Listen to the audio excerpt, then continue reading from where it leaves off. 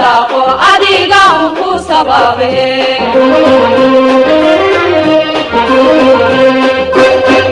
saxiibadaadu waa dar kula socdo ku sahara hadiyo dar kala ku sirayo sunta ku walaaqo adiga ku sababe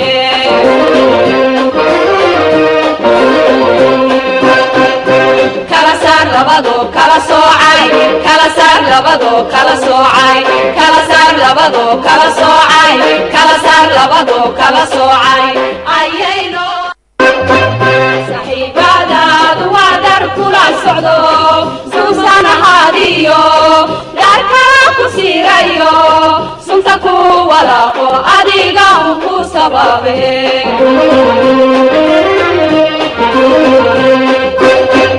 saxiibadaadu waa dar kula socdo ku sahara hadiyo dar kala ku sirayo sunta ku walaaqo adiga ku sababe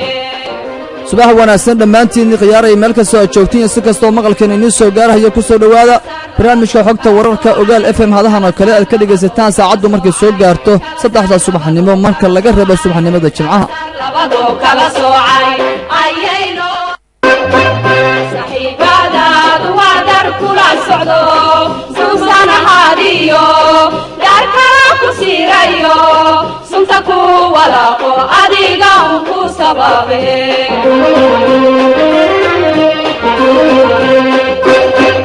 saxiibadaadu waa dar kula maalin wanaagsan khiyaaray meel kastoo aad joogtiin xorka barnaamijka xogta wararka waa barnaamij subaxla ah oo subaxa walba marka laga reebo subaxnimada Jimcaha ogaal FM aad ka maqashaan saacadu markii abaarayso ama ay soo dul istaagto 3:00 subaxnimo inta badan waxaan diradda ku saarnaa xaaladaha ugu dambeeyay ee gobolada dalka iyo caasimadda Muqdisho hadda aan ku sugannahay sidoo kale wakaaladaha iyo websayada waxyaabaha caalamka ee Soomaaliya ka qoreen waan ku soo gudbinaa xibinta ciyaarahana oo caalamka ku ugu dambeeyay laga ciyaarana subaxnimadaas waan ku soo qaadanaa aan ku bilowno xogta wararka waxa saaka ku maqli doontaan waa in kugu soo gudbin doonaa maamulka Puntland ee fadhigiisu yahay magaalada Garowe ee caasimadda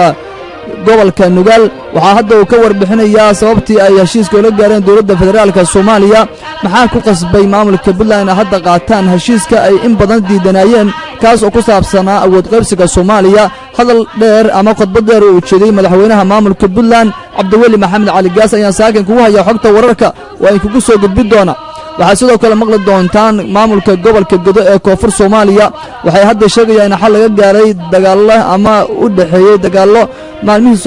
soo dhaafay ka dhacay deegaanada ka tirsan gobolka Gedo ee Koonfur Soomaaliya waxaad maqli doontaan waraysan kaga hayno afayeenka gobolka Gedo maamulka gobolka Gedo ee Koonfur Soomaaliya waxa sidoo kale aad maqli doontaan xogta wararka aan saakin kugu soo gudbin doona hay'adda nabadsuguda iyo sirdoonka qaranka Soomaaliya waxay hadda sheegaysaa in saacadihii la soo dhaafay howlgallada ammaan ciidamada ammaanka qaranka Soomaaliya ka sameeyeen degmooyin ka tirsan Muqdisho gacanta lagu soo dhigay rag iyo gaadiid ay lahayeen xarakada shabaab wararka ama afayeenka wasaaradda amniga xukuumadda Soomaaliya waraysan kaga hayna iyo xogta wararka ku maqli doontaan oo uga warbixinayo howlgallada saacadihii la soo dhaafay ciidamada ammaanka qaranka Soomaaliya ka sameeyeen degmooyin ka mid tahay Wardhigle iyo sidoo kale Yaaqshid waan kugu soo gudbin doonaa waxa sidoo kale aad maqli doontaan ciidamada dawladda federaalka Soomaaliya iyo kuwa AMISOM oo saaka kaabiga ku haya degmada Aadan Yabaal ee gobolka Shabeellaha Dhexe maxaa ka jira ciidanka dawladda Soomaaliya ay maanta ku wajahan deegaanka xarakada shabaabna way isaga bixeen wararkii ugu dambeeyay Shabeellaha Dhexe ka imaanayana waad maqli doontaan waa in kugu soo gudbin doonaa xogta wararka waxa sidoo kale maqli doontaan ciidamada dawladda Soomaaliya iyo kuwa AMISOM waxay ku sugan yihiin deegaanada dhaca bariga gobolka Galgaduud wararkii ugu dambeeyay oo ciidanka ay sheegayaan in shalay la wareegeen deegaanada ka tirsan bariga gobolka Galgaduud oo ay ka mid tahay deegaan lagu magacaabo Ul Sharaf oo ku yaala waqooyiga ama bariga gobolka Galgaduud waraysi ayaan kaga haynaa xaaladihii ugu dambeeyay gobolka Galgaduud oo xogta ayaan kugu soo gudbin doonaa waxa sidoo kale maqli doontaan gudoomiyaha degmada Qoryooley ee gobolka Shabeellaha Hoose waxa hadda uu ka deeranaya ammaanka gobolka Shabeellaha Hoose waxa uu sheegayaa in aysan jirin haba yaraatee in maamulka gobolka Shabeellaha Hoose uu soo kala goosho wadooyinka ku yaala gobolkaas waxa hadda cabashada ugu baahan ka soo yeeraysa dad isbaarooyin soo dhigta gobolka Shabeellaha Dhexe oo ku libaysan diriska ciidanka Soomaaliya iyo xarakada shabaab oo weli gacanta ku haysta deegaanada ka tirsan gobolkaas waxaad maqli doontaan waraysan kaga hayna gudoomiyaha Qoryooley ee gobolka Shabeellaha Hoose dawladda federaalka Soomaaliya waxay hadda sheegaysaa in ay ka faa'iideysatay heshiiska loo yaqaan ama heshiis horay ay dawladda Soomaaliya u gashay kaas oo ahaa New Deal ee dawladda Soomaaliya dhaqaale loogu yabohay hadal ka soo baxay wasiirka iskaashiga iyo xiriirka caalamiga ee dowladda Soomaaliya ayaad maqli doontaan oo xogta wararka aan kugu soo gudbin doonaa xaaladihii ugu dambeeyay gobolada dalka diiradda ayaan ku saari doonaa oo waa halkan ayaan kaga soo gudbin doonaa xaaladda gobolka Banaadir oo hadda aan ku sugannahay howlgallo ayaa qaybo ka tirsan Muqdisho ka soconaya xaafadaha ay ka soconayaan iyo degmooyinkana waan idin soo gudbin doonaa waxaa sidoo kale ka marnayn xubnihii joogtada ahaa ee subax walba barnaamijka ku dhageysan jirteen sida ciyaaraha wakaaladaha iyo websayada waxyaha caalamka iyo Soomaaliya ay ka qoreenna waad ku maqli doontaan barnaamijka waxaa soo saaray anigoo baasha cali xaashiye isla baasha ayaa halkan kaga tabanaya farsamadana waa cabdimaalig cabdulaahi aan ku dahafurana mid ka mid ah kalimaha sugaanta wadaniga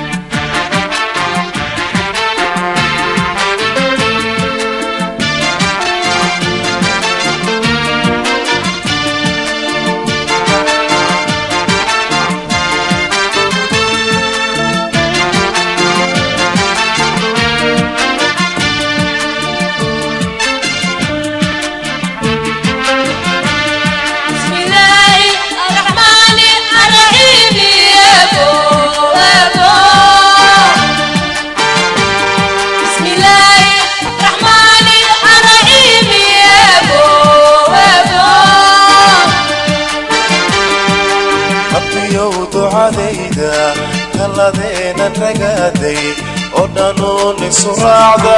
ayaan kaaga rabnaaye noga raaliyaho raxmadaada nasiib rabbiyow ducadayda taladeenan ragaaday oo dhanuun suraacda ayaan kaaga rabnaaye noga raaliyaho raxmadaada nasiib Somalo israbto reer bareer la dego Olaadii ku dhexraagtay naaraasa kambooni iyo raasa xasayn runtasay laxutaan reerta hooga heshiisa uyabo rabbiyo noogu yabo rabbiyo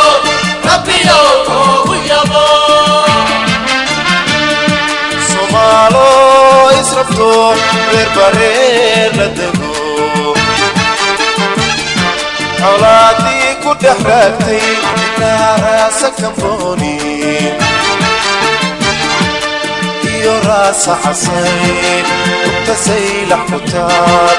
reerta hooga heshiisa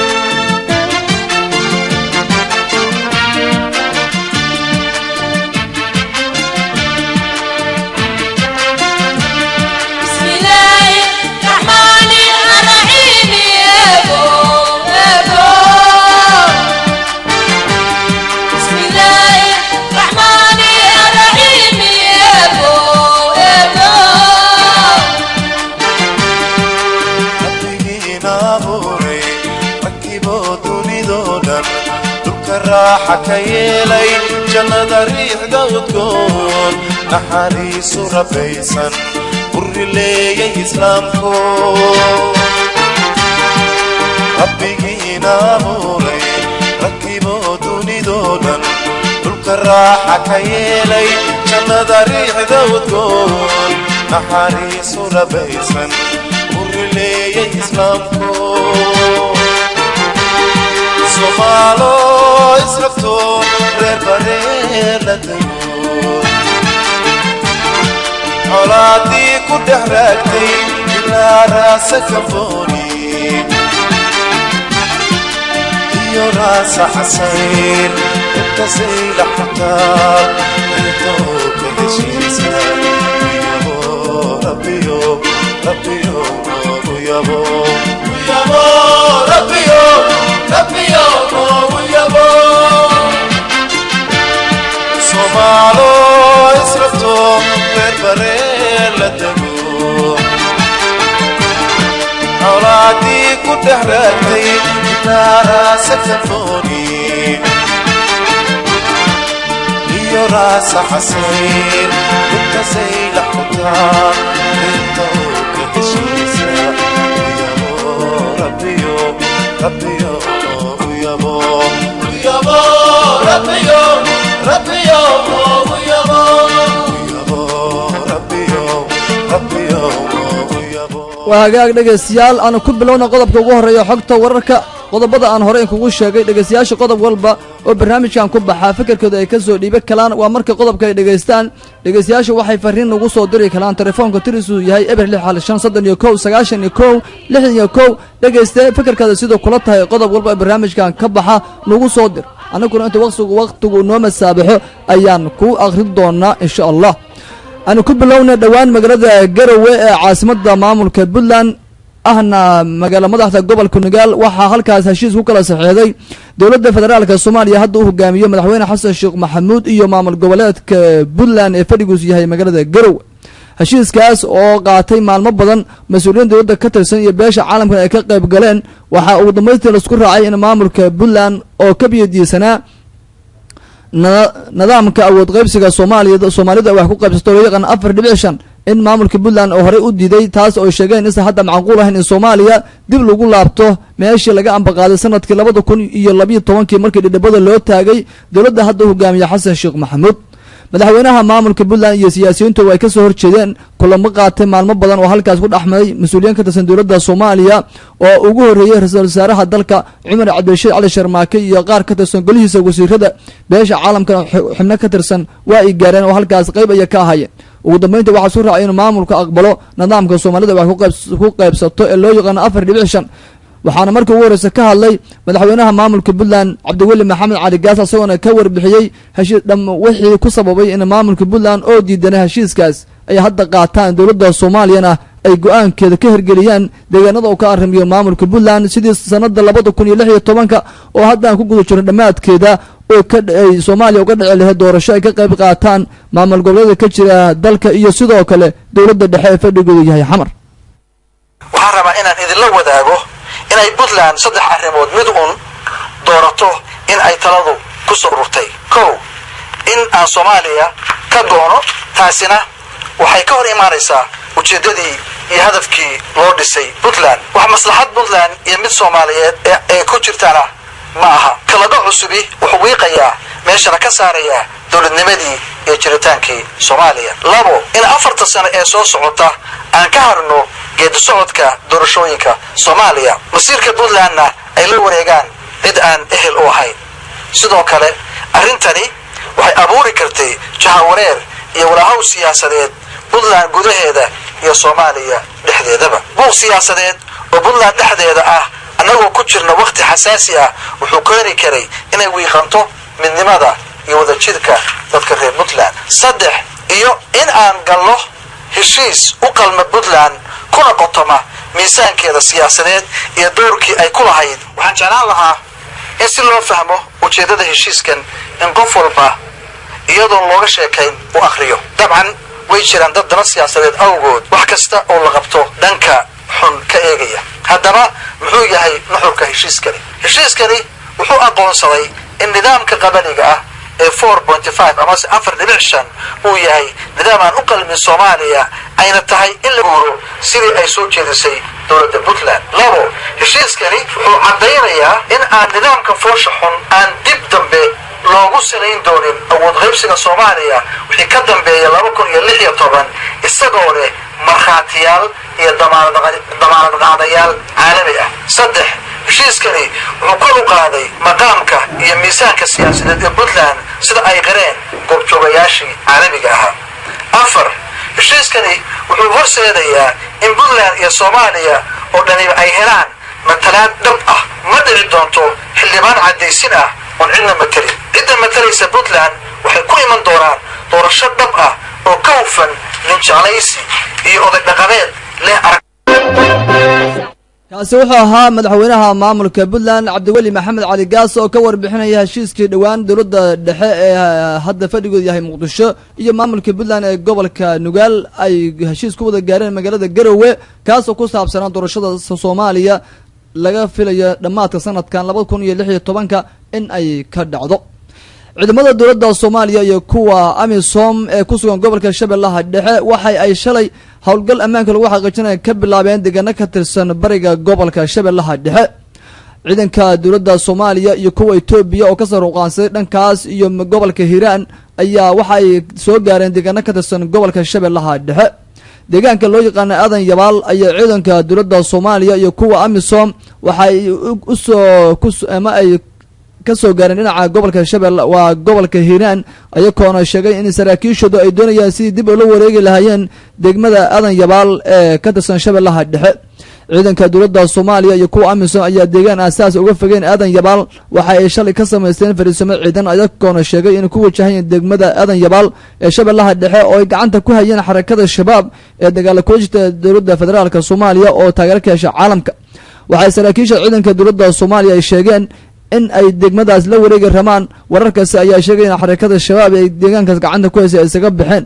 xarakada shabaab ciidamadooda ayaa isaga ruqaansaday degmada Aadan Yabaal ee Shabeellaha Dhexe kadib markii ciidanka Soomaaliya iyo kuwa Itoobiya oo iskaabaya ay ku soo dhawaadeen deegaanka Aadan Yabaal. gudoomiyaha hadda dibadjoogga ka ah degmada Aadan Yabaal ee gobolka Shabeellaha Dhexe maxamuud sheekh xasan ayaa sheegay in hadda saacadaha soo socda oo maantaba ah in ciidanka dowladda Soomaaliya kuwa AMISOM ay gudaha u gali ramaan degmada Aadan Yabaal si ay ammaanka gobolka degmadaas ay u xaqiijiyaan ciidanka Soomaaliya. gudoomiyaha ayaa sheegay in ciidankii xarakada shabaab ay isaga bixeen ciidankuna isku ka dooneen degmada Aadan Yabaal balse ciidanku ay ku wajahayeen deegaano kale oo Shabeellaha Dhexe ka tirsan shabaabna wali ay ka dagaalamaan. waxay ku jiraan ciidamada AMISOM waxay ku jiraan 7 kiiloomitir aadi baa u jira aadi baalna nimankii shabaabka ahay way ka carareen shalay 6 saac ay ka carareen bacdayna hadda joogaan waana ka baxeen waana bannaan tahay degmada aadi baal shacabkiyo ku aralaasaya in dowladda u timaado oo dhibaato badan lagu hayo iyo hadda diyaar u ah in maaragtay ciidamada dowladda ee AMISOM soo galaan inay xoogga yimiday oo ciidamada dowladda iyo kuwa AMISOM oo iskarabsanaya oo u muuqda degmada Aadan Yabaal xabadda ka hadin ka soo dhacday degmada Aadan Yabaal ku soo dhacayso sababtaas ay ugu carareen waa u galayaan oo hadda waa ku soo dhow yihiin iyo xeeran military isticmaalaya ayay ku soo dhow yihiin waana u muuqdaan hadda jiraan wax hormaado ma jiraan sidooda iska carareen baxaasad ayay waxay jiraan albacad waxay joogaan hal qof oo ku nool ma jirto degmada Aadan Yabaal waa bannaan tahay dowladduna hadda waa u muuqataa shabaabna shalay 6 saac u ka cararayba keejeedka ay leedahay waa dul aad u barwaaqaysan oo xooluhu aad ugu faran yihiin oo sare u ka baxo oo dhibaato badan lagu haayay nimankan shabaabka ah oo ay xoolihiiba ka dhammeeyeen bil kasta cid kasta ay saarteen lacag aan la xisaabi karin ayaa dhibaatadaas ay horta ku haayeen uga baxeen. muhiimadan uu leedahana waxa waaye dowladda sababaha hadda looga reebta shabaab oo maanta degmooyinka iyo gobollada la qabtay muhiimadda ay maanta heleen oo maamulkooda u madax bannaanaadaan maaragtay dunyadoodii iyo xoolahoodii iyo maaragtay in caafimaadkoodii iyo xurnimadoodii ayaa hadda u soo noqotay. hadda waxa way niman xuraba ma ahaynba dad la heestay ahayn dadka Yabaal ee gobolka Shabeellada Dhexe maxamuud sheekh xasan ayuu wariyayna kaasi wuxuu ahaa gudoomiyaha dibadjoogga ka ah degmada waa deegaanka ama degmada Aadan Yabaal loo yaqaan ka tirsan gobolka Shabeellaha Dhexe waxaa sidaa maqlayseenba ka warbixinaya ciidanka soomaaliya oo ku wajahan deegaano ka tirsan shabeellaha dhexe oo qayb ka tahay degmada aadan yabaal shabaabna halkaas way isaga bixeen awyaro jaleecano ciidamada dowladda soomaaliya iyo kuwa amisom saacadihii lasoo dhaafay waxay howlgalle ammaanka lagu xaqiijinaya ka wadeen xaafado ka tirsan magaalada muqdisho ee caasimada soomaaliya howlgalkaas oo ay sheegeen laamaha ammaanka qaranka soomaaliya sidii loo xaqiijin lahaa ammaanka xarakada shabaab weerarada ay ka geystaan magaalada muqdishona ay uga hortegi lahaayeen saacadihii lasoo dhaafay xaafado badan ama degmooyin ka tirsan gobolka banaadir oo qayb ka tahay degmada warta nabadda iyo sidoo kale yaaqshiid iyo weliba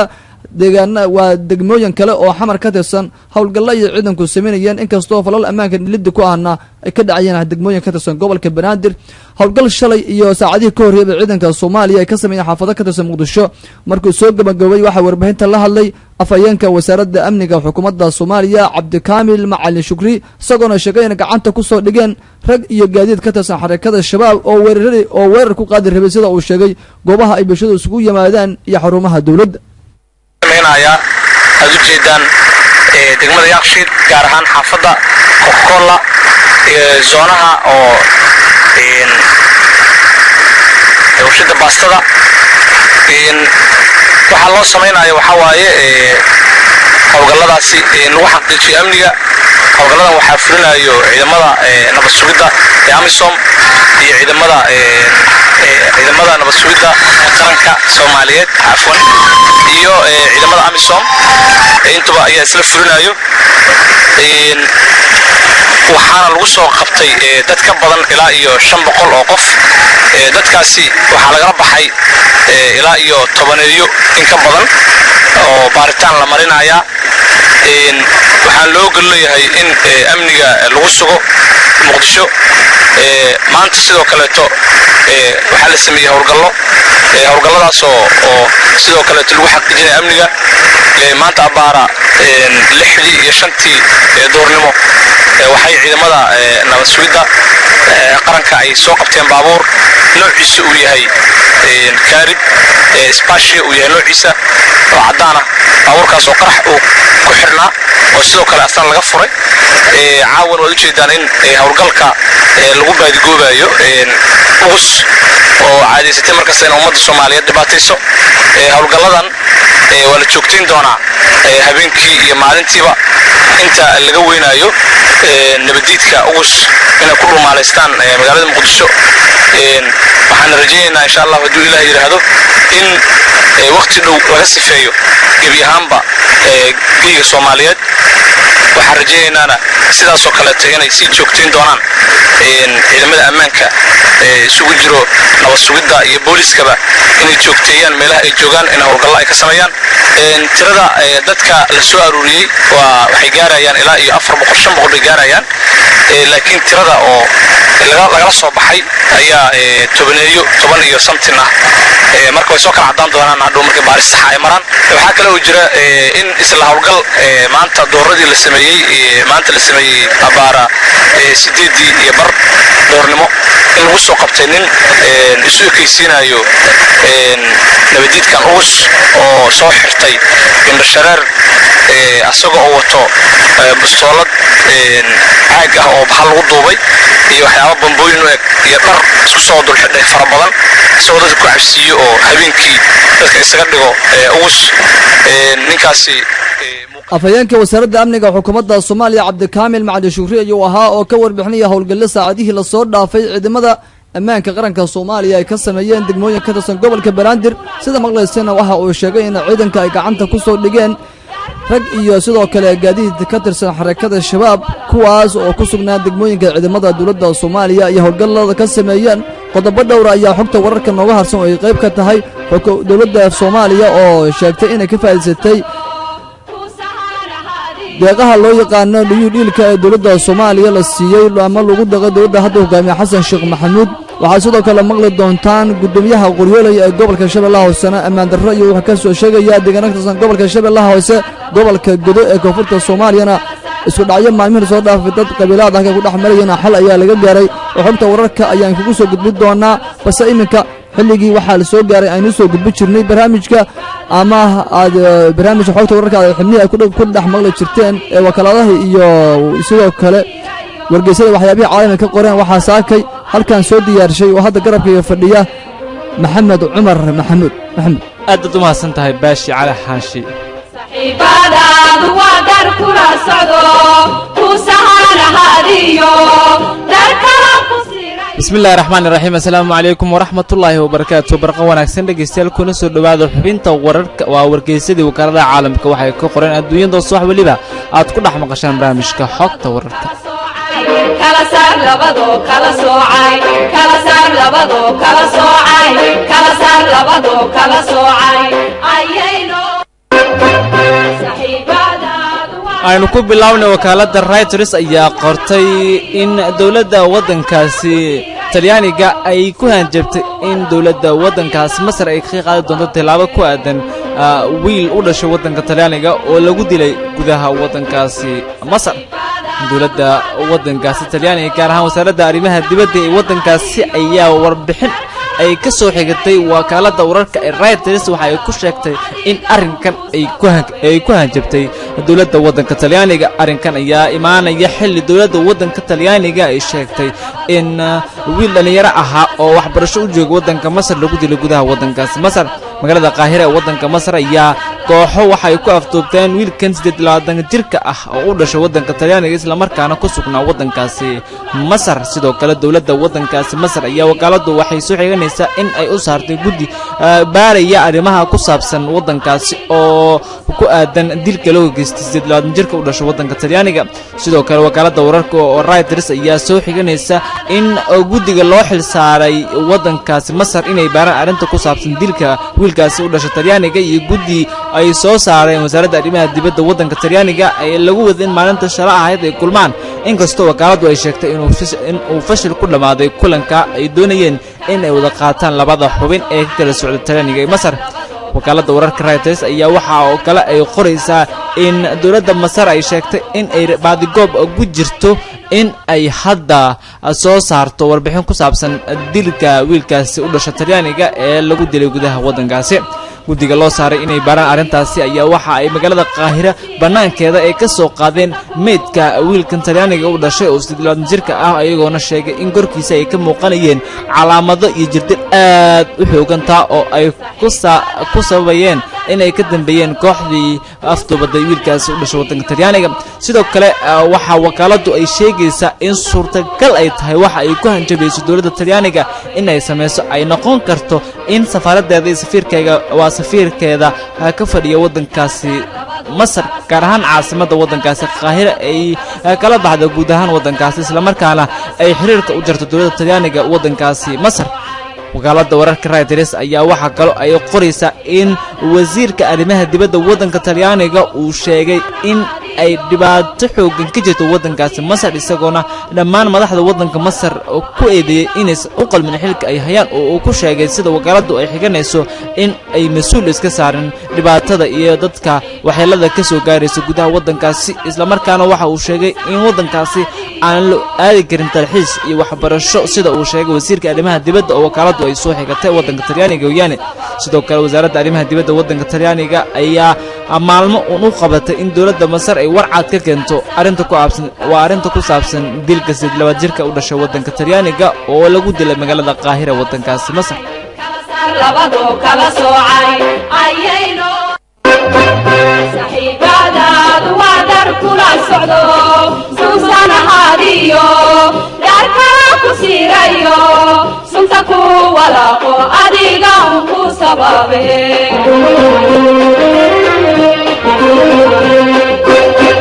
saxiibadaadu waa dar kula socdo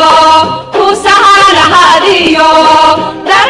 weli waxaad maqlaysaan xubinta wargeysadii wakaaladaha waxay ka qoreen adduunyada oo aad ku dhex maqlaysaan barnaamijka xogta wararka. markana wakaaladda fadhigeedu yahay waddanka Faransiiska ee Associated France Press AFP la yiraahdo ayaa qortay in dowladda waddanka Nigeria ay sheegtay in ay xarun ciidan u sameynayso dowladda oo ciidamada ka soo goostay waddankaasi kooxda Boko Haram ee ka dagaalanta waddanka Nigeria. wakaaladda fadhigeedu yahay waddanka Faransiiska ee Associated France Press ayaa waxa ay soo xiganaysaa madaxda waddankaasi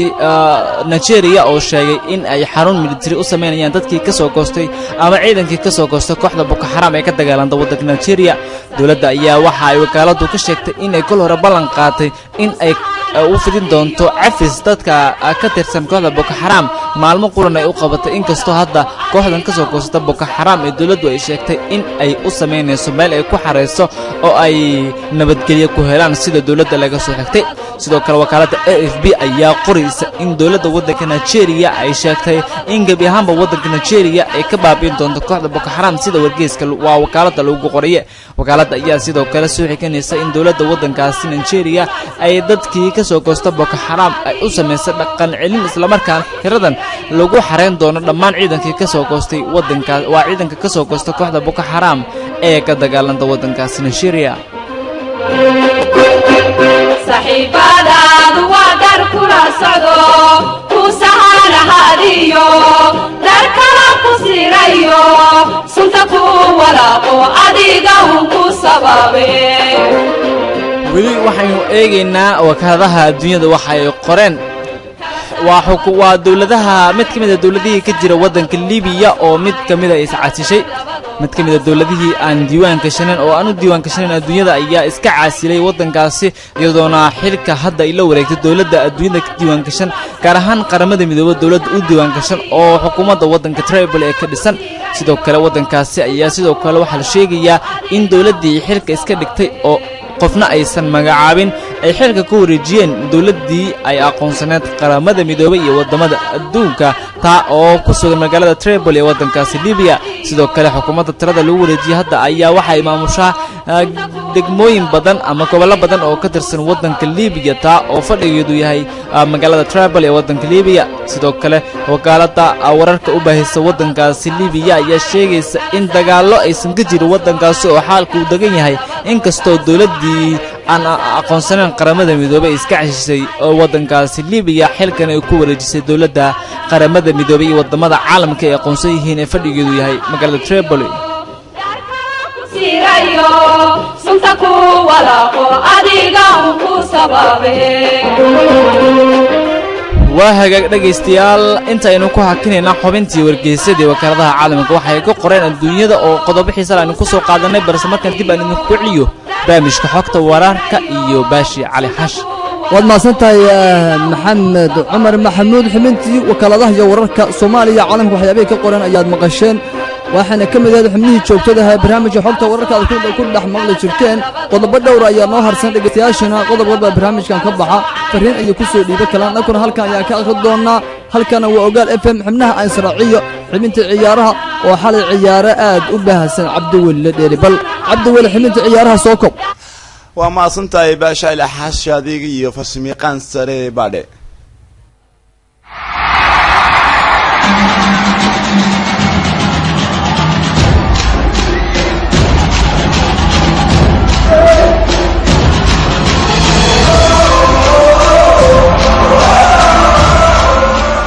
بسم الله الرحمن الرحيم السلام عليكم ورحمة الله تعالى وبركاته مالين وعنا ونايسن دقيسيال ملو ربوة جوكتاني سوى بضن ومقليسان بكسر بعد حبين تعيارها برامج كحوكت ورركا وقال لي في مقدش الصومالية او مالين ورباني قعدولي محمد هذا الندين اقرية دقيسيال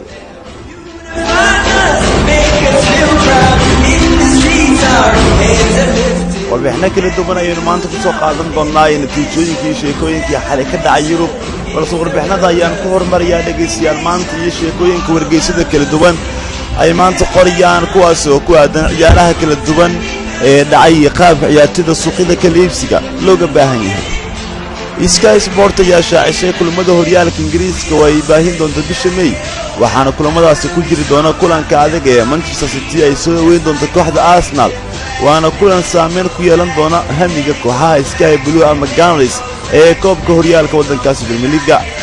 waxaa kulamada kale oo ay la shaaciyay Sky Sport ay baahin doonto ku jiri doona kulanka Everton baa ku dhex mari doona kooxaha West Ham United iyo Manchester United oo iyaguna saameyn ku yeelan doona kaalinta afraad sida weyn ee ugu tartamayaan Sky ayaa soo kale baahin doonta kulanka Anfield ku dhex mari doona kooxaha Liverpool iyo Chelsea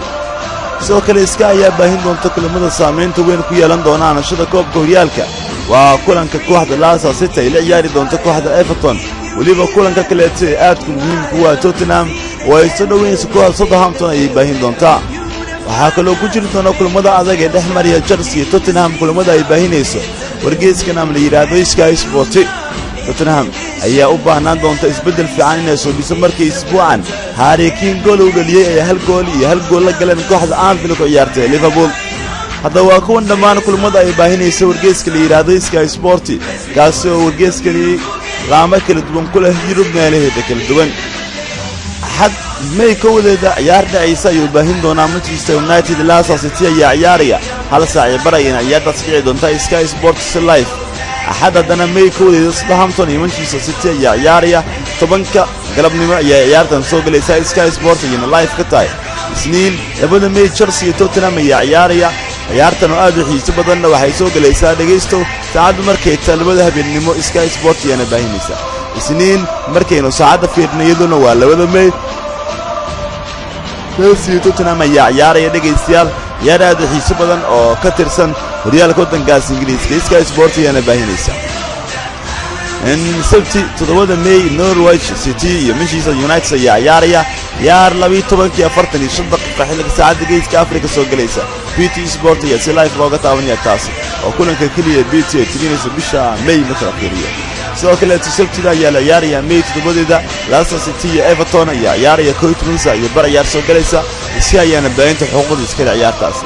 sidoo kale ciyaaraha kale dhacaya waxaa qayb ka ciyaarta kale 8 May dhacaysa Tottenham iyo Spurs iyo Southampton ciyaartooda soo galaysa hal saac bar xilliga saacada geeska Afrika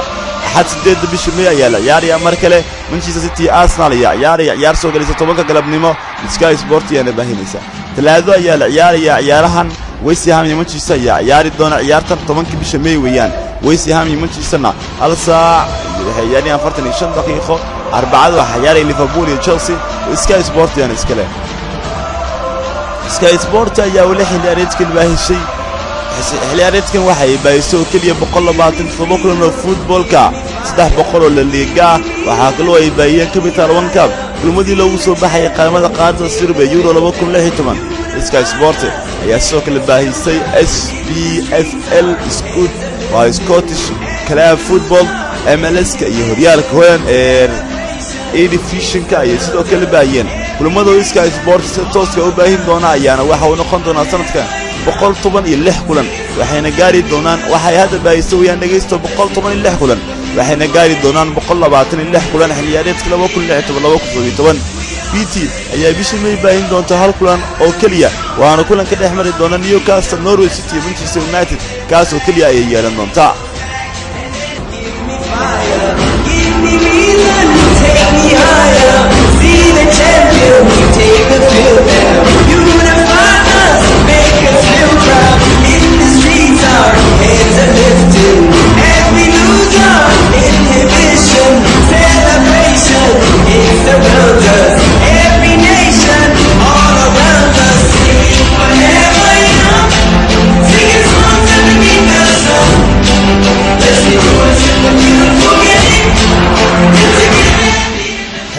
xeelaliyaha gacanta ku haya giiska fadeexadii horyaalka Talyaaniga ee horay dacwad lagu soo oogay Tobar Anthony Conte ayaa ku baaqay in Conte lagu xukumo 6 bilood oo xabsi ah iyo waliba ganaax lacageed kadib markii hore lagu soo eedeeyay inuu qayb ka ahaa ama wax uu ka ogaa kulmo horyaalka Talyaaniga oo natiijooyinkooda la sii qorsheeyay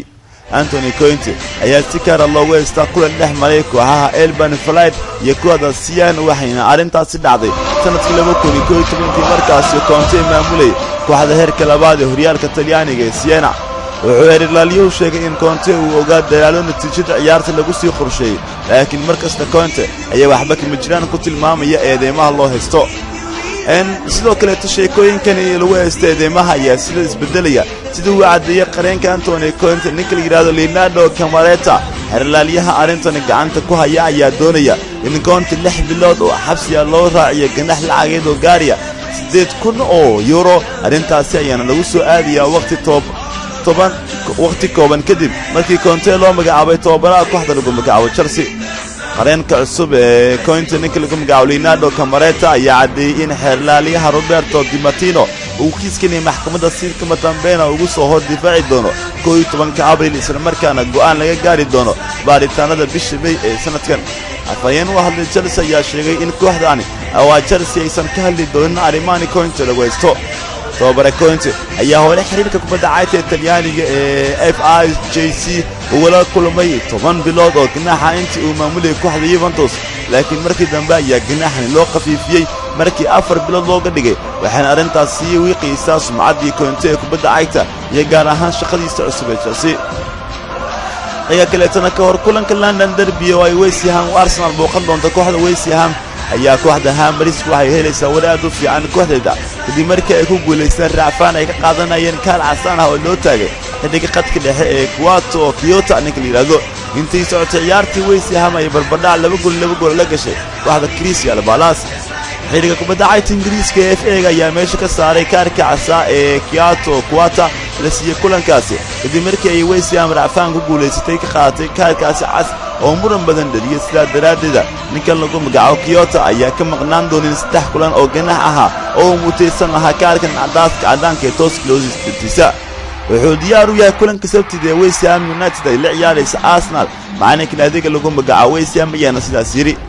garsoore Mark Kaltenberg ayaa daqiiqadii 67 kulankii Crystal Palace Cartos u siiyay ninkani kadib markii uu taakal u geeyay wiilka lagu magacaabo Drogba laakiin FA ayaa go'aamiyay in taakalkaasi uu u qalmay kaar cas waxaana gabi ahaanba meesha laga saaray ganaaxi oo Kyoto uga maqnaan lahaa kooxda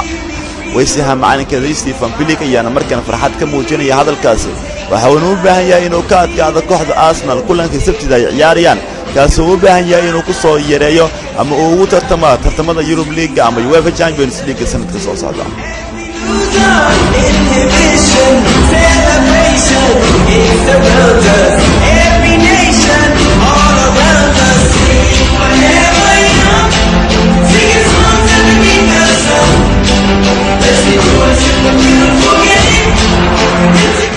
kooxda Napoli ayaa cadeysay inay raafaan ka qaadanayso ganaaxii 4 kulan ahaa ee lagu riday gooldhaliyahooda kooxdaasi Gonzalo Higuain kaasoo sidoo kale lagu soo oogay ganaax lacageed oo dhan 20,000 oo euro kadib markii kaarka cas la qaatay kulankay Napoli guuldarada ka soo gaadhay kooxda Udine isla markaana uu isku day inuu ka tuuro Massimiliano Allegri qareenka kooxda Napoli Matteo Grassani ayaa cadeeyay inay raafaan ka qaadanayaan ganaaxa 4 kulan ah ee lagu soo riday Higuain waxayna NRS u sheegeen waxaan dalbanaynaa inaynu ganaaxan Higuain raafaan ka qaadano maxkamadda raafaanka marka aynu warqadaha helno waxaynu haysanaa 7 maalmood oo aynu ku qaadan karnaa raafaan anagoo akhrinayna waxa ay ka kooban tahay warbixinta Higuain ayuu yiri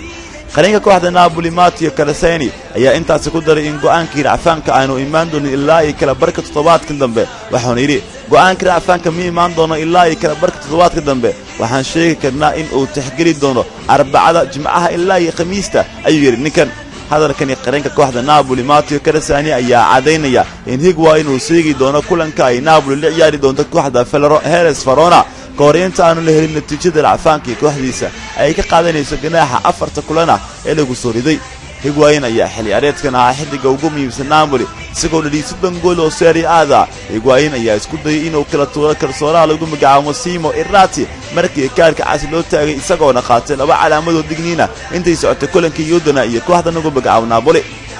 Brazil Zinedine Zidane kooxdiisu waxay ku sugan tahay maanta Jarmalka waxayna isku diyaarinaysaa sidii uu la ciyaar leed kooxda lagu magacaabo Wolfsburg yaraha UEFA Champions League hadda waxa uu soo xushay kooxdiisa dhameystirneed ee ciyaartan hadda aan soo gudbinaya Carlo Navas Kiko Casilla iyo Robin Yanas iyo ciyaartan loo soo xushay goolahayaasha Bebe Ramos Nacho Marcelo Carvajal Arbelo iyo Danilana daafacyada ayaa loo soo xushay Toni Kroos James Rodriguez Gareth Bale Casemiro Kovacic Modric Isco waa ciyaartoyda kooxdan loo soo qaatay qadkeeda dhexe Ronaldo CR7 Karim Benzema Lucas Vazquez iyo Jose Rodriguezna waxay noqon doonaan ciyaartoyda iyaguna loo soo qaadanaya dhankaas iyo weerarka dhageysiyaal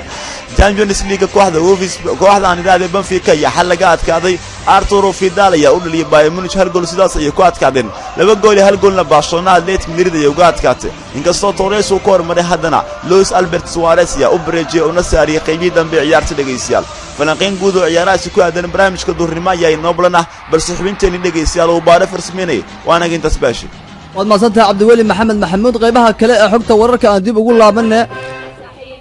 deegaanka ka tirsan gobolka Shabeellaha Hoose waxaa laga soo sheegayaa in hadda abaaro ay ka jiraan dhinaca kalena xaalada ammaan xumo ay ka jiraan deegaanka ka tirsan Shabeellaha Hoose maamulka koonfur galbeed ee hadda gacanta ku haya gobolka Shabeellaha Hoose iyo ciidanka Soomaaliya oo taageeraba ka hela kuwa amisom ee garabka siiya militariga soomaaliya iyo kuwa amisomba halkaas way ku sugan yihiin waxaa hadda laga soo sheegayaa xaalado ammaan xumo inay ka jiraan oo mararka qaar isbaarooyin ay soo dhigtaan rag ku libisan dariiska ciidanka dowladda federaalka soomaaliya oo ku sugan deegaano ka tirsan shabeellaha hoose isbaarooyin ayaaba lasoo dhigta dadka shacabka iyo gaadiidka iskaga kala goosha wadooyinka shabeellaha dhexe iyo sidoo kale muqdishona waa lagu dhibaateeyaa gudoomiyaha degmada qoryooley ee gobolka shabeellaha hoose ee dowladda maamulka koonfur galbeed waxaa hadda uu ka daranayaa xaalada ammaan xumo oo ka jira gobolka shabeellaha hoose isagoona sheegay in iska kala gooshi karin wadooyinka dhexmara shabeellaha hoose ciidanka dowladda soomaaliya iyo kuwa amisom ayaa ku sugan deegaano badan oo ka tirsan shabeellaha hoose waxaana hadda la sheegaya halkaas xaalado ammaan xumo ay ka jiraan gobolka shabeellaha hoose maamulka dowladda soomaaliya iyo kuwa amisom waa maamulka dowladda soomaaliya iyo midka koonfur galbeedba way ka arrimiyaan shabeellaha hoose oo ciidamo badan kuwa oo ka tirsan xoogga dalka soomaaliyaba ayaa ku sugan gudoomiyaha degmada qoryooley ee gobolka shabeellaha hoose ee dowladda ama maamulka koonfur galbeed ninka lagu magacaabo maxamed xaaji cismaan oo waraysi gaaraysiiyey raadiyahan ogaal FM muqdisho ayaa waxa uu ka warbixiyay xaaladaha ka jira gobolkaas waxaa inta badan cabashadiisuna ay ku saabsan tahay ammaan xumo ka jirta gobolkaas iyo sidoo kale abaaro ka jira shabeellaha hoose oo ay qayb ka tahay biyo la-aan ka jirta gobolkaas marka waan awoodi kari weyn xaggee ka keentay biyaha saddexda maalmood dadka ha siinayseen laba boydood iyo waxaan ka keenay shalbul oo laga keenay marka magaaladu meel foora ka ah oo tuulooyin aan oo deeqin jirin magarta waan gartay marka aadka magaalada aad oo dhanaan u yahay waxa bakare male marka ma wadaan oo hadda dadaalkiinii bixinta ahay mise waa joojiseen waa joojiseen dhaqaale ma hayne waan gartay marka ma jiraan gudoomiye dad kale soo galootiyaha idin soo gaaray maadaama gobolku meelo ka mid ah wax ka dhacayaan oo degmadiina hadda ay tahay mid degan hadda dagaaladii hadda jidanaala shalay daro ay ka dhaceen wax badan waa soo gaaray magarta waa gartay qoysas badan oo ka soo barakac marka maxaa u qabateen dadkaas qoysas badan aad u tiro badan waxba uma qaban ugu dib maxaan qaban karnaa waa ogtahay oo gobolka waa go'doon way magarta waan gartay waa magaalo u gudbisay oo u gudbisay dib male oo bara oo soo qorno marka ma aad kore ay noogu imaan karaan magarta waan gartay marka degmo walba hay dadka wax qaban karnaa male laakiin nin walba ehelidii iyo qoysaskii dadka u jiro oo qordiri magarta waa taa marka dhibaatada intaa la eg gobolka ka jirta oo degmooyinkiisa aanay dadku isku gudbi karin maxaa dantu tahay waaye maxaad doonaysaan حاجة وبعدين بديان كوجو أو دفاعية شربوا أي دفاعية صبرين ساس وكلا برا ساس وكلا كرتوار ساس وكلا أفقي وقوات التوتر مثلا. وان قرت ما مركب واحد كهرباء قريولي هذا كوسو بنت هذه واسطة مركب حالة هذا أمني جدا كورن. أبدي بالأمس يعني خلوق جاموسون إذا ما أنا سمعتني اللي هذا اللوكال بوليس كانوا شنو أبدي بالأمس يعني إذا أنا إذا ما خلوق جاموسون يا أدوار دين ويلا. ahaa gudoomiyaha degmada qoryooley ee gobolka shabeellaha hoose ee maamulka koonfur galbeed sidaa maqlaysana waxaa ka warbixinayay xaalado ammaan xumo ka jira shabeellaha hoose iyo sidoo kale abaaro ka jira deegaano ka tirsan shabeellaha hoose oo saameyn ku yeeshay dadka iyo dunyada ku dhaqan gobolka shabeellaha hoose iyo beeraha dadka reemiyiga ay dhaqan jireen oo ku yaala shabeellaha hoose ciidanka Soomaaliya iyo kuwa amisom ayaa waxay fariisimo ku leeyihiin deegaano ka tirsan shabeellaha hoose waxay dagaal culus kula jiraan xarakada shabaab ee ka soo horjeeda dawladda federaalka Soomaaliya iyo sidoo kale beesha caalamka oo taageera Soomaaliya taageero siisa deegaano ka tirsan shabeellaha hoose waxa isku beddelay gacan ku inta ciidamada xoogga dalka Soomaaliya iyo sidoo kale dagaalana ka tirsan al-shabaab ee wili ka dagaalamay shabeellaha hoose oo dhawaan ayay marka ciidanka Soomaaliya la wareegeen deegaanka Janaale iyo deegaano kale oo hoos yimaada al-shabaabna ay gacanta ku hayeen walow militariga Soomaaliya iyo sidoo kale kuwa amisom inta badan ka dagaalama gobolada shabeellooyinka qaybna ka ah shabeellaha hoose ay sheegeen inay ku wajahayeen deegaano kale oo shabeellaha hoose ka tirsan al-shabaabna wili ay gacanta ku hayaan wixii warar ku soo kordhay shabeellaha hoose iyo shabeellaha dhexe wararka ka imaanaya saaka sheegayana in xaalado kacsanaanshaha laga dareemayo deegaano ka tirsan shabeellaha dhexe oo ay qayb ka tahay deegaanka aadan yabaal oo la filayo saaka ciidanka soomaaliya sida ay sheegeenba ay ku wajahan yihiin al-shabaabna waa isaga bixeen xaalad aan caga badna ku taagnan ayaa laga dareemaya dadka shacabkana waxay ka cabsi qabaan in korkooda lagu dagaalamo oo dhibaatooyinka ay ka soo gaaraan madaafiicda iyo dagaalka inta badan ay isweydaarsadaan ciidamada xoogga dalka soomaaliya iyo al-shabaab dowladda federaalka soomaaliya ee hadda hogaamiye xasan sheekh maxamuud waxa ay sheegtay in ay ka faa'iidaysatay maalgelinta lagu sameeyo dowladda soomaaliya ama sidoo kale deeqaha ay beesha caalamka ka hesho nidaam loo yaqaano new deal ayaa soomaaliya 40 sano ee xasan sheekh maxamuud uu hogaaminayo sanadkan ugu dambeeyo ayaa lagu deeqay kaas oo lagu talagalay in dowladaha soo kabanaya oo hadda uu ku socdo dibadhisku lagu taageero si ay uga baxaan colaadaha iyo sidoo kale xaaladaha tabaryari ee dowladaas ama dowladahaas ka jira soomaaliya ayaa sanadkii 2013 ayaa waxaa lagu deeqay ama loogu yabay nidaamka loo yaqaano new deal waxaa ka dhacay magaalada Brussels ee cariga wadanka Belgiumka ayuu ka dhacay kulankaas mas'uuliyiin dawladda ayaa goobjoog ka ah Soomaaliyana waxay hadda sheegaysan ka faa'iideystay wasiirka xiriirka iskaashiga iyo xiriirka caalamiga ah ee dawladda ama xukuumadda Soomaaliya ninka lagu magacaabo Cabdiraxmaan Yuusuf Cali caynte ayaa waxa uu la hadlay laanta afka Soomaaliga ee BBC-da waxa uu uga warbixiyay asagoo uga warbixiyay habka loo yaqaano new deal halka uu marayo sida Soomaalidu ay uga faa'iideysatay annagu waxaan nahay dalka kaliya oo new dealka sidii loogu talagalay u hirgeliyay oo boqolkiiba boqol ka ansixiyay dalkooda ka ansixiyaan nahay dalalka kale oo nala midka ah ma aysan boqolkiiba boqol ma aysan ansixin may boqolkiiba boqol wixii la rabay ma wada hirgelin laakiin ka mashruuc ahaan iyo hanaan ahaan ayaan hirgelin new dealka shanta tiir uu ka kooban yahay oo dhismaha dowladnimada iyo nabadeynta ah shanta tiirka Soomaaliya way ka shaqeeyaan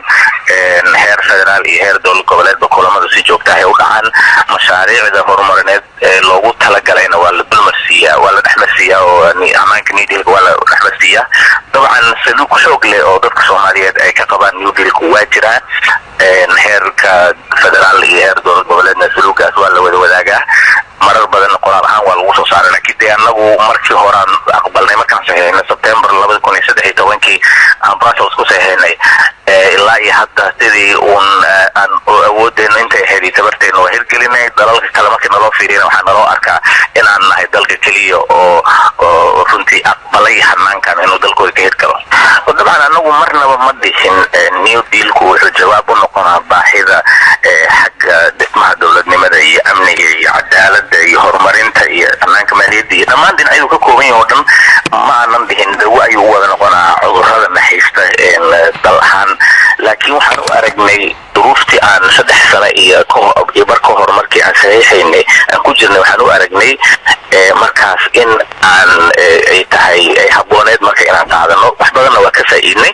laakiin hadda waxaan soo gaarnay meel aan dhihi karno aasaas ayaan ku dhisanay hadda waxa anaga ugu baahan yahay aasaaska inaan wax dul saarano waankaan gaarnay anagu wuxuu yahay in marka uu dhaco qandaraaska hadda aan ku jirno oo ku eg bisha 8aad sanadkan inaanan cusboonaysiin 3 sano oo kale aan ku bedelno qorshaha horumarinta qaranka ee annagu aan leenahay qorshahaasoo hadda gabagaba ah aan rajaynayno biidnillahi alkariim labada bilood oo soo socota gudahooda inaan soo gudbin karno oo maaragtay dadka Soomaaliyeed aan la wadaagi karno kaana marka uu noqdo midka ay saaxiibada Soomaaliya ay leedahay caalamiga in lagula shaqeeyaan dabcan mabaadi kale ayaa jirtay oo new deal uu ka mid tahay in annaga iyo deeqbixiyaashu naga dhaxeeyo hanaan ku wada xisaabtami karno in baahideena dhaqaale ee xagga deeqaha ah la kabo mabaadidaas waa ogolnahay mana diidanin laakiin dokumentiga lagu wada shaqeynayo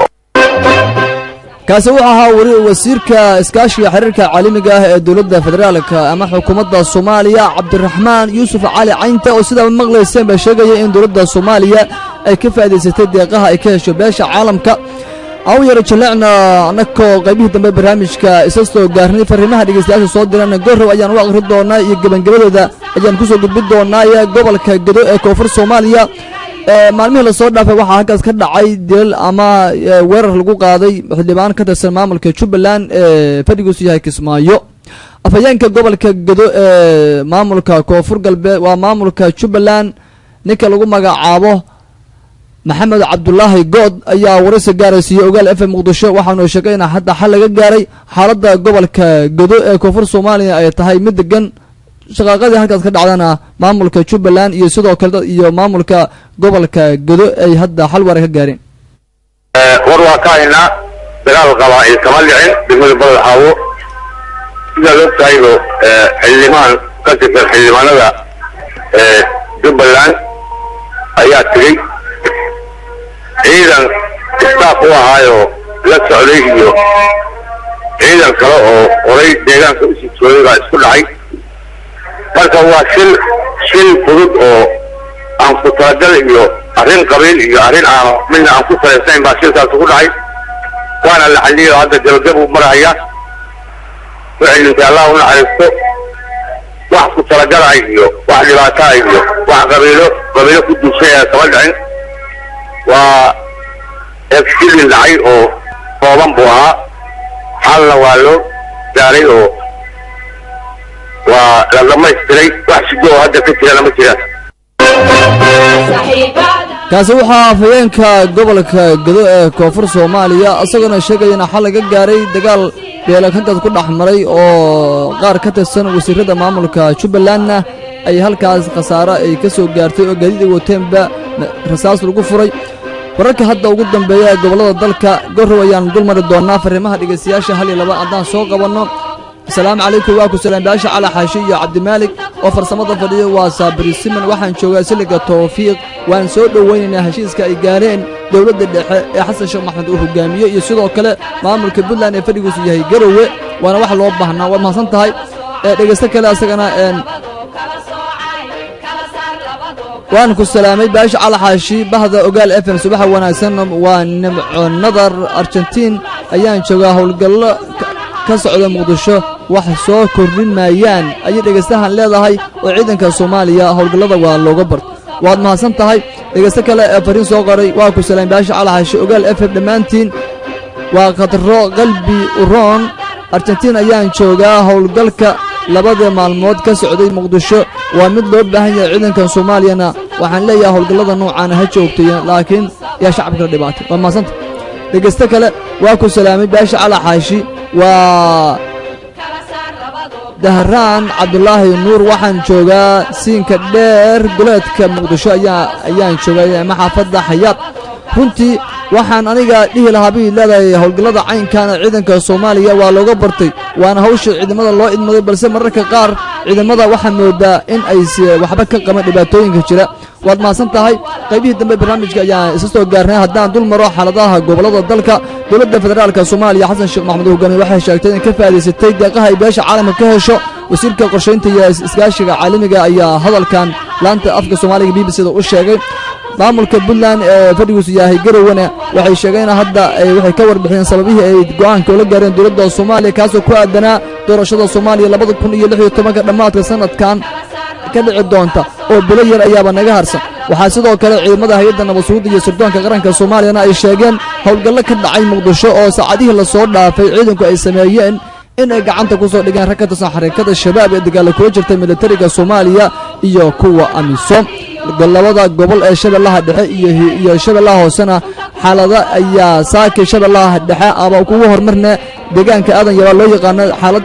kacsanaasa ayaa saaka ka jirta oo ciidamada dowladda soomaaliya ayaaba hadda kaabiga ku haya sida la sheegayo al-shabaab waa isaga bixeen oo ciidanka soomaaliya waxay sheegeen sida xalayba gudoomiyaha degmadaas dabajoogka ka uu sheegay maantaba ay ciidanka soomaaliya gudaha u geli doonaan shabeellaha hoose dadka ama gudoomiyaasha ama gudoomiyaha gobolka degmada qoryooyin orada shabeellaha hoosena waxaa hadda uu ka dheeranayaa xaaladda ammaan ee ka jirta gobolka shabeellaha dhexe galguduud deegaano badan oo ka tirsan oo shalay ay ku dagaalameen ciidamada xoogga dalka soomaaliya iyo al-shabaabna way degan tahay ciidanka soomaaliya shalay waxay la wareegeen deegaano dhaca bariga galguduud oo ay qayb ka tahay deegaanka lagu magacaabo ula jarab oo ku yaalla bariga gobolka galguduud hoos tagana degmada ceelbuur ee gobolkaasi ciidamada dowladda soomaaliya iyo kuwa maamulka galmudug ee ku sugan gobollada galguduud iyo mudug ayaa sheegay hadda inay bilaabi doonaan howlgallo ka dhana al-shabaabka weli ka dagaalama deegaano ka tirsan labadaas gobol maamulka galmudug ayaa horey u sheegay in dhowaan ciidamadooda ay bilaabi doonaan howlgal 12 abril inta aan loo dabaaldegina ay ciidanka howlgallo dheeraada ka samayn doonaan gobollada dalka war ka soo baxay xasan sheekh maxamuudna waxa uu ahaa in ciidanku ay howlgallo isdaba jooga samayn doonaan gobollada dalkana al-shabaab laga xoray doono xogta wararka oo saaka inuu soo saaray anigoo baashi cali xaashiya halkana ay kala socodsiinayaan anigoo isla baashiya farsamada waxaa ka hagaajinaya cabdimaalig cabdulaahi wariyaal ka tirsan ogaal FM ayaa igala qayb galay dhegaystayaasha fariimaha soo qoray iyo kuwa soo qori rabay dhammaantiinba waa mahadsantihiin wixii warar ku soo kordha siyaasadda dalkana kooda duurnimo ayaan dhegaystayaal idiin soo gudbin doonaa ka hor waa baashi cali xaashi iyo sidoo kale cabdimaalig cabdulaahi oo idinleh sidaasi nabadgelyo aan inkaga tago kaalimihii waddaniga ay iga barateen